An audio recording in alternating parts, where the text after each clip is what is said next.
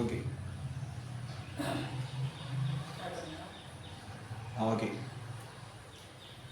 குழம்பு செய்யும்போது குழம்பு தண்ணி ஆயிடுச்சுன்னா என்ன பண்ணலாம் அட்ஜஸ்ட் பண்ணுறதுக்கு?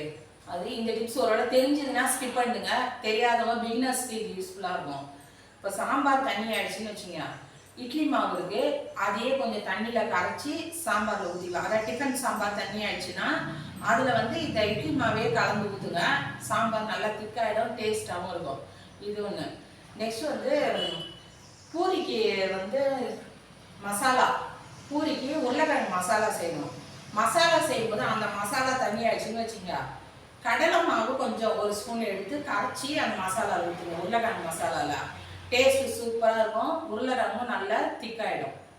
அடுத்து வந்து சிக்கன் மட்டன் இந்த மாதிரி குழம்பு வகைரா, அந்த வகைரா குழம்புகளுக்கு வந்து குழம்பு தண்ணி ஆயிடுச்சுன்னா கார்ன்ஃப்ளவர் மாவு ஒரு ஸ்பூன் எடுத்து கலந்து தண்ணியில் கலந்து ஊற்றுங்க. அந்த குழம்பும் டேஸ்ட் அதிகமாகவும் திக்காகவும் ஆகிடும். அதாவது இந்தந்த பொருளுக்கு இதுதான் கலந்து ஊற்றினாதான் குழம்போட ருசி நல்லாயிருக்கும்.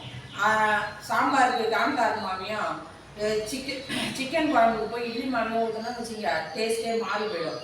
அதில் அமர்ந்த பொருளுக்கு அதை கலந்து போட்டோம்னா தான் டேஸ்ட்டு நல்லா கூடி கொடுக்கும், பொருளும் நல்லா வேஸ்ட் ஆகாமல் இருக்கும். இந்த டிப்ஸை ட்ரை பண்ணி பாருங்கள்.